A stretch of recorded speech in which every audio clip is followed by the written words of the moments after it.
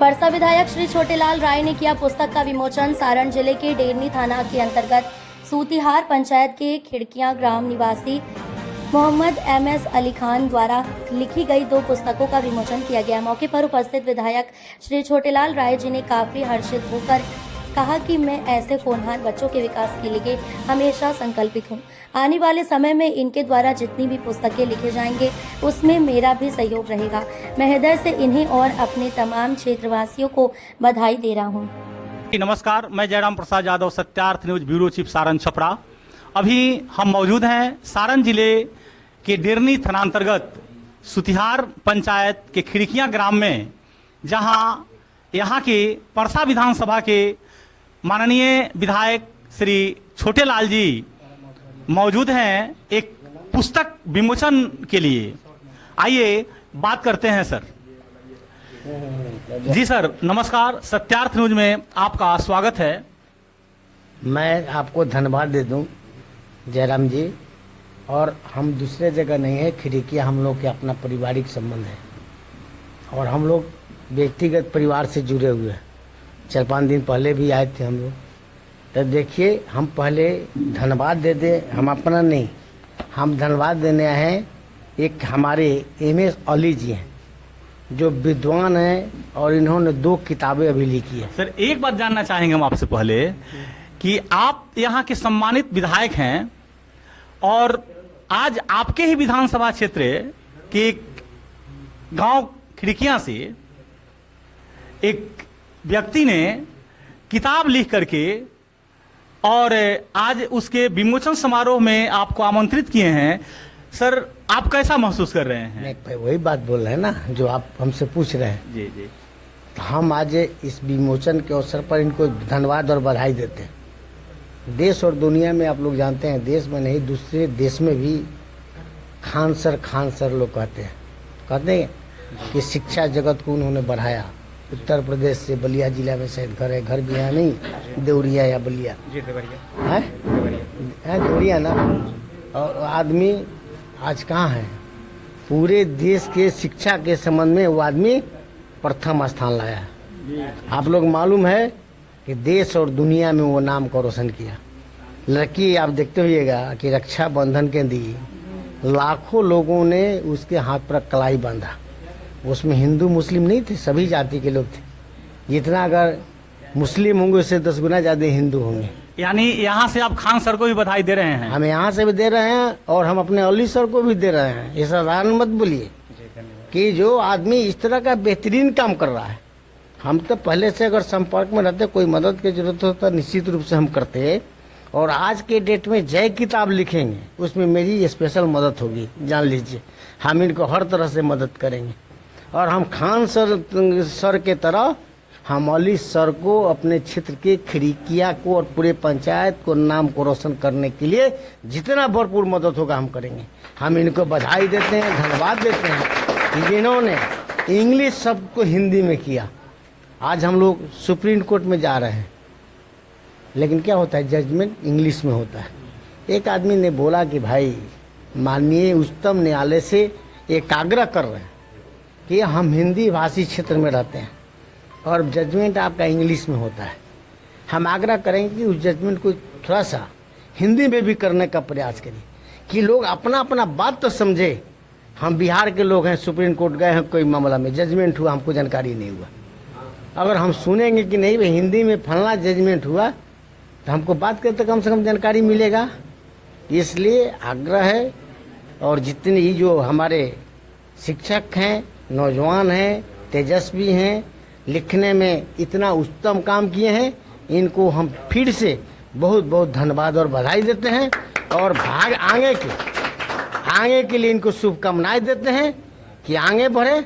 हमारी मदद इनके साथ है। बहुत बहुत धन्यवाद सर। इसके साथ साथ आप हमारे दर्शकों को, आप तमाम जनता को क्या संदेश देना चाहेंगे?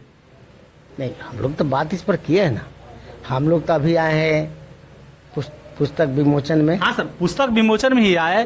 जो पुस्तक का विमोचन आपने किया, इस माध्यम से आप हमारे दर्शकों को क्या संदेश देना चाहेंगे? अभी तो सब बोल दिए ना कि भाई इनको बधाई हम लोग दे रहे हैं और पुस्तक लिखेंगे उसमें मेरी मदद होगी। ठीक है।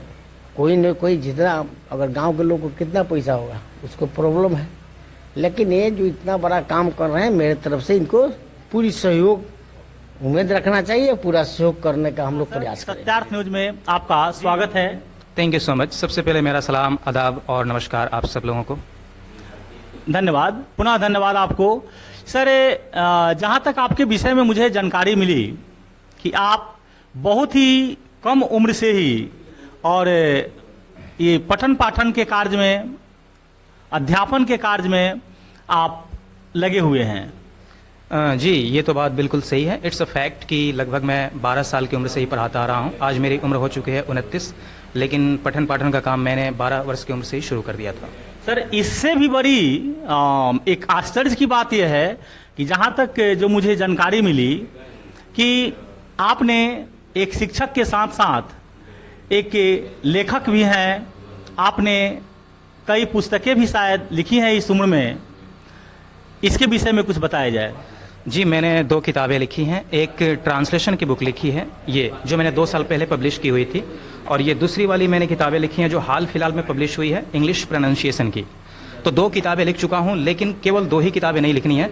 मेरे टारगेट में करीब करीब 7-8 किताबें और है इंग्लिश पे बेस्ड, जिन्हें मैं लिखना चाहता हूँ और उन्हें भी पब्लिश करना चाहता हूँ, लोगों के बीच प्रस्तुत करके उन्हें इंग्लिश में एजुकेट करना चाहता हूँ, उनकी अंग्रेजी पे अच्छी कमांड बनाना चाहता हूँ, क्योंकि गाँव समाज के बच्चों की इंग्लिश से भी काफ़ी कमज़ोर होती है, और इन कमज़ोर बच्चों को काफ़ी कोऑपरेशन के लिए, काफ़ी उनको कोऑपरेशन देने के लिए मैंने ये किताब लिखी है। और इन किताबों को पढ़ने के बाद वो बच्चे सच में काफ़ी अच्छी इंग्लिश सीख पाएंगे और उस पर अच्छा कमांड बना पाएंगे।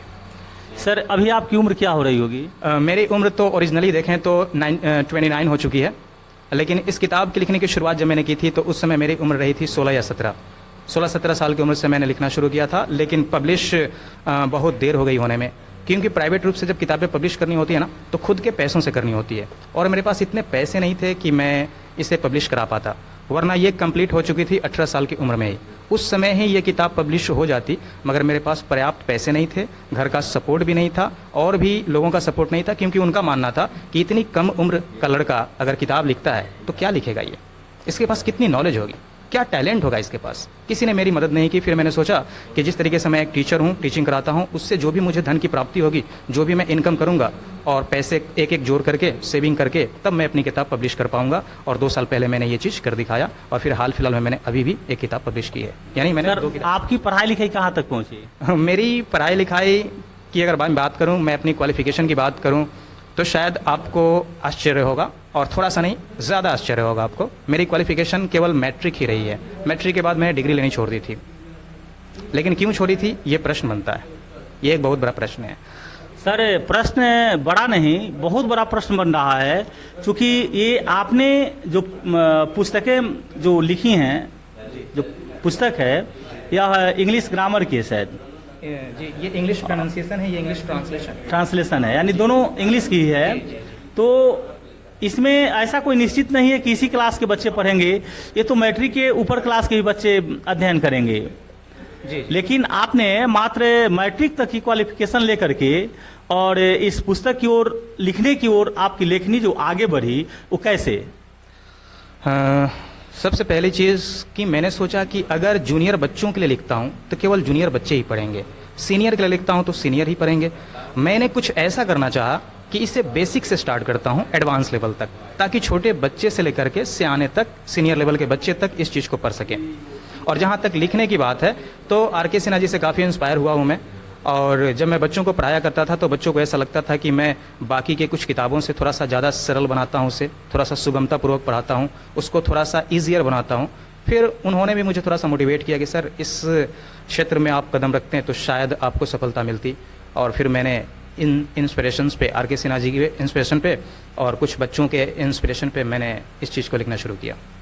सर, मुझे काफ़ी प्रसन्नता हो रही है आपके इस लगन और दृढ़ विश्वास के साथ, लेकिन हम आपसे ये जानना चाह रहे हैं, या हमारे जो दर्शक बंधु हैं वो भी यह जरूर जानना चाहेंगे कि जिस उम्र में आपको स्वयं पढ़ना चाहिए, स्वयं अध्ययन करना चाहिए, स्वयं अपने आप को एक बहुत मजबूत विद्यार्थी बनाने का जो समय होता है, उस समय में आप एक लेखक के रूप में एक लेखनी उठा करके और आप उस दिशा में अग्रसर हुए जहां से लोगों को शिक्षा देने का कार्य है, ये कैसे? देखिए सर, किताब लिखने की जहाँ तक बात है और बच्चों को पढ़ने पढ़ाने की बात है, ये सब चीज़ें तो रिलेटेड है कहीं ना कहीं शिक्षा से ही, एजुकेशन से ही। और बचपन से जब पढ़ाते पढ़ाते मुझे कुछ एक्सपीरियंस हो गई तो मुझे ऐसा लगा कि इसके साथ मैं अपनी पढ़ाई तो कंटिन्यू रख ही रहा हूँ और उसके साथ साथ अपनी राइटिंग का भी काम अगर मैं कंटिन्यू रखूँ तो धीरे धीरे इस क्षेत्र में हम आगे बढ़ सकते हैं। और फिर खुद से ही मेहनत करना, खुद से ही सेल्फ स्टडी करना और एक मजबूत जज्बा और डिटर्मिनेशन रखना, बस ये चीज़ें मुझे काफ़ी मोटिवेट करी और मैं ये चीज़ कर पाया।